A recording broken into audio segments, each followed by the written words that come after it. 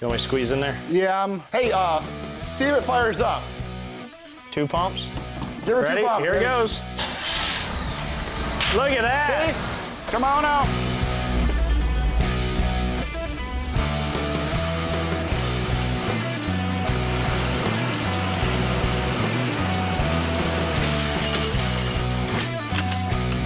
We've talked about triple threat cars before. Now we're going to talk about exactly what they are and how to build a competitive one.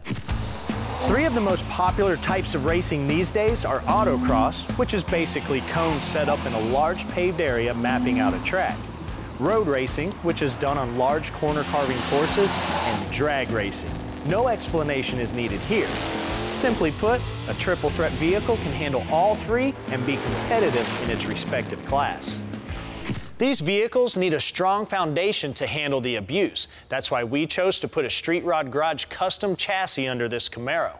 Now that will allow us to run a larger tire size, have a lot more adjustability with the suspension components, and have a much more rigid and predictable driving experience. The heart of any high-performance vehicle, especially a triple threat car, is the Powerplant. This being a 1973 with a stock engine, it came with an L65 2-barrel 350, which made a romping stomp on 145 horsepower and 250 pound-feet of torque. Our goal is to triple or even quadruple the power in this car, and that would be tempting to do with a big block, but because this car is going to see some autocross action and it needs to be more balanced than having a big heavy engine in the front, we are going to do it with a small block. It's a bit on the exotic side. The balance topic continues with these parts. A quality coilover setup is a must. We need to be able to change the car's ride height and adjust the rebound and compression of the shocks. I consider these the heart of the suspension system. Next is this manual quick ratio steering rack. Being able to achieve lock-to-lock steering positions faster will be a huge help on the track.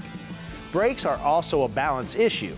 Fast cars need a braking system that is sufficient with the weight and speeds the car is capable of. This 13-inch system is definitely a good choice. These upgrades are just a part of what goes into planning a true triple threat car, and we still need to address a few other things like wheels, tires, safety equipment, and more. Plus, we're going to keep the classic look of this split bumper Camaro, but we've got a few ideas to update its style. Now you'll be seeing more of this car on future episodes of Engine Power.